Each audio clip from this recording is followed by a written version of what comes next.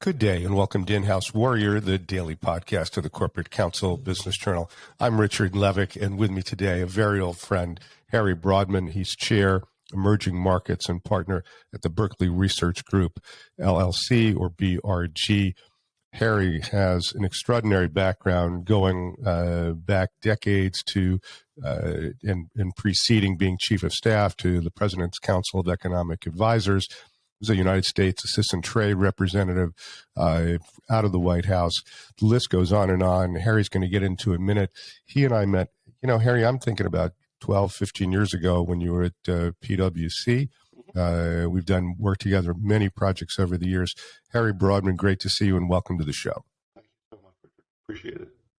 Well, Harry, after that introduction, that was an incredibly understated response. So what you're saying is you're going to force me to pull background out of you. So why don't you start by talking first a little bit about the work that BRG does, and then let's get into, obviously, your work.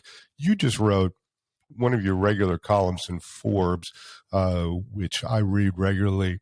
Your latest one, Beware of Declarations Pretending Russia's War is the End of Globalization, a fascinating topic, something that obviously with the impact of sanctions reverberating around the world and with the world splitting into increasingly NATO, non-NATO countries, the impact on China, this issue is a topic of everyone's mind. So, Harry, let's get there in a moment, but first let's start with BRG and your background. Sure. Thank you, Richard. I joined Berkeley Research Group about 2.5 years ago, having worked in the private sector, PwC, where you and I met, Richard, earlier at the World Bank, where I was one of the lead guys on Russia and China, and earlier than that at the White House, in the Council of Economic Advisors, as the Assistant U.S. Trade Representative negotiating the WTO. You may remember that organization. And earlier than that, I was on the faculty at Harvard, and I now have returned back to the faculty at Johns Hopkins, where I sort of split my time between that and BRG. BRG is a consulting firm that is about half management consulting strategy for firms and about half serving as expert witnesses in litigation and international arbitration, and that's about each of those is about half of my portfolio. And most of my clients in either of those cases are global firms, investment funds, corporations, banks, and the like.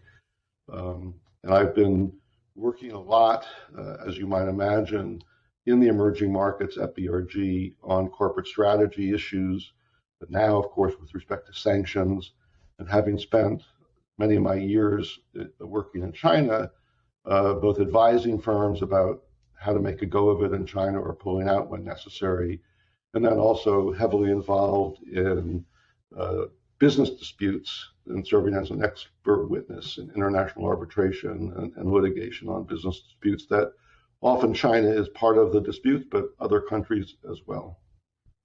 Harry, before we get into the crux of the article, you mentioned Johns Hopkins. It's not a university we mention on air very often because of the hostility with Maryland lacrosse and Hopkins lacrosse going back 117 years, but we will permit a brief tour.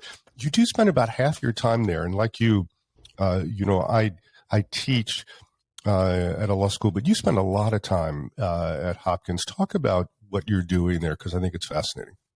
So I'm a visiting faculty member at the moment. I was on the faculty there full time earlier in my career. I'm in the middle of writing a book about multinationals making a go of it in emerging markets, and the thesis is that particularly firms in the advanced countries in the West misperceive both the opportunities and the risks in emerging markets. And I would say that the thesis that the book is exploring is, why do Western firms overstate the risks of investing in emerging markets and understate the opportunities? And if I'm correct in that hypothesis, those become opportunities for arbitrage if you can pierce through those misperceptions. And unlike, I think, firms from China or Latin America, who perceive, I think, more correctly the balance between opportunities and risk. They're making a lot of money in these emerging markets, what we would call South-South investment and trade, whereas the conventional route of investment and trade north to south from advanced countries to emerging markets, I think that could be a much more significant portion of what Western firms could be doing as part of their business. But as I say, there are really significant misperceptions. And as a result, the growth opportunities for these firms, I think, is shrinking. And it's not through any fault of the global economy, although that obviously is a portion that affects all firms. It really is a question of misperceptions and lack of familiarity with emerging markets. And so most of my work at Hopkins, both on this book and then earlier teaching there, has been wrestling with those questions.